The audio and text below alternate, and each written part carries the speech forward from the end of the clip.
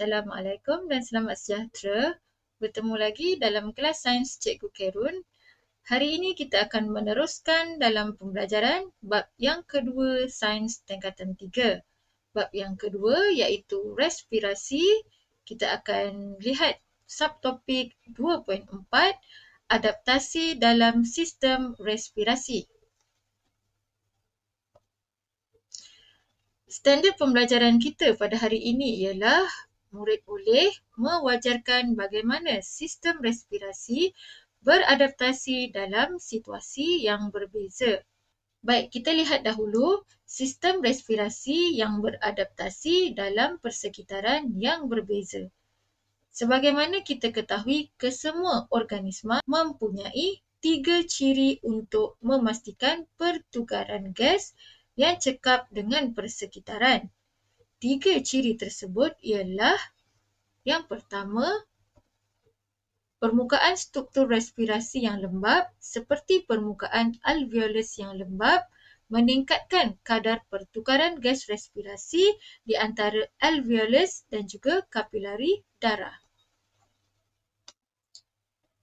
Struktur yang kedua, struktur respirasi yang nipis seperti dinding alveolus dan kapilari darah setebal 1 sel. Keadaan dinding alveolus dan kapilari darah yang nipis ini membantu meningkatkan kecekapan pertukaran gas semasa respirasi. Manakala struktur yang ketiga ialah luas permukaan struktur respirasi yang besar seperti luas permukaan yang berjuta-juta alveolus. Keadaan ini juga meningkatkan kecekapan pertukaran gas antara alveolus dan kapilari darah semasa proses pertukaran gas.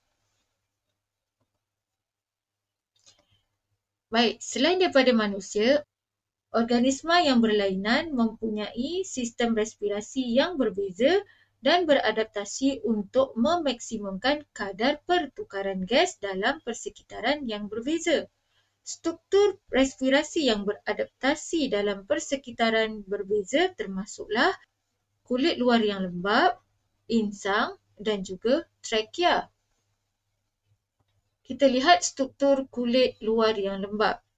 Okey, kebiasaannya amfibia mempunyai kulit luar yang lembab. Okey, seekor katak mempunyai struktur pernafasan menggunakan peparu dan juga kulit luar yang lembab. Amfibia mempunyai lubang hidung dan juga rongga mulut dan glotis. Okey, amfibia, sekumpulan haiwan yang boleh hidup di darat dan di air. Selain mempunyai peparu, katak juga menggunakan kulit luar yang lembab untuk pertukaran gas. Di bawah lapisan kulit terdapat jaringan kapilari darah yang padat untuk meningkatkan kadar resapan gas antara kulit dengan kapilari darah. Gambar menunjukkan respirasi pada kulit katak.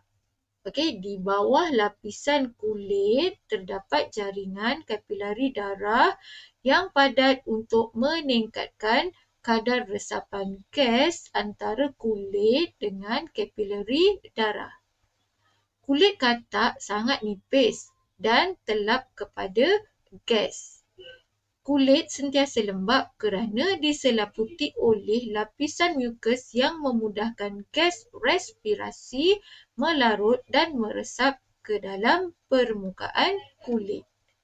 Baik, seterusnya kita lihat ikan. Ikan ialah organisma yang boleh hidup di dalam air. Oleh itu, ikan mempunyai struktur respirasi dengan menggunakan insang. Okey, insang akan beradaptasi untuk meningkatkan kecekapan pertukaran gas di dalam air. Okey, seterusnya, aliran air akan masuk melalui mulut ikan bersama dengan gas oksigen. Okey, seterusnya akan dibawa ke insang. Okey, di dalam insang mengandungi filamen dan juga saluran darah. Okey, kita lihat struktur insang ikan. Okey, yang ini merupakan salur darah dan filamen. Okey, filamen yang diperbesarkan mengandungi lamela, jaringan kapilari darah, yang membawa aliran air, dan mempunyai darah yang beroksigen dan juga akan membawa keluar darah yang terdioksigen. Insang terdiri daripada dua baris filamen yang halus dan mempunyai banyak unjuran nipis dan pipih yang dikenali sebagai lamela.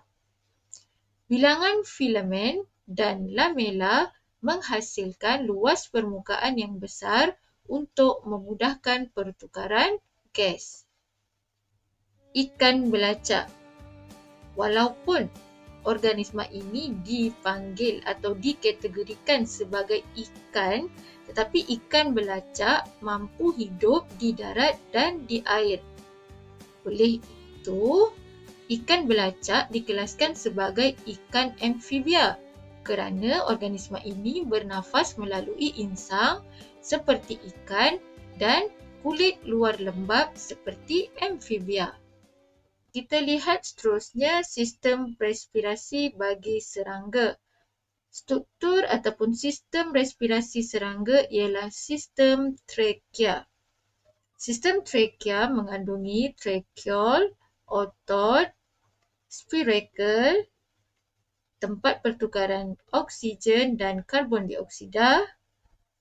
Baik, yang ini menunjukkan gambar sebenar bagi trakea seekor serangga. Serangga mempunyai sistem trakea di mana sistem trakea yang terdiri daripada tiub udara yang dinamakan sebagai trakea.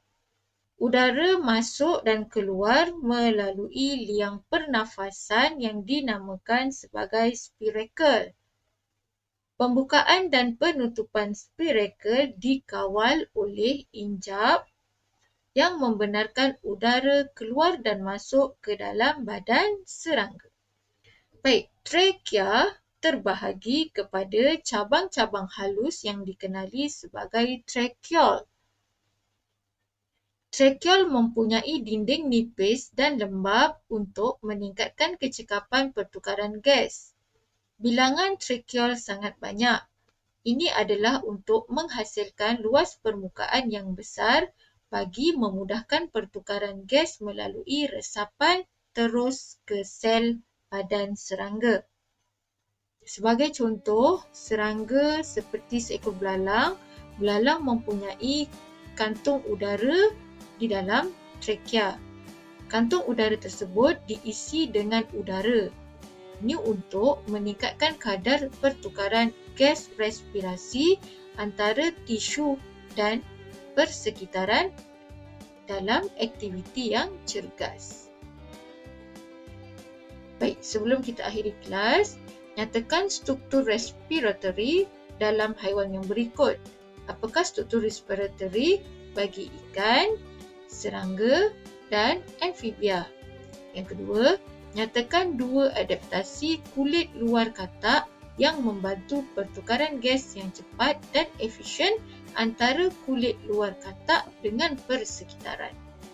Okey, pastikan anda boleh menjawab soalan-soalan yang mudah ini ya. Baik, itu sahaja kelas cikgu hari ini. Sekian, terima kasih. Bye.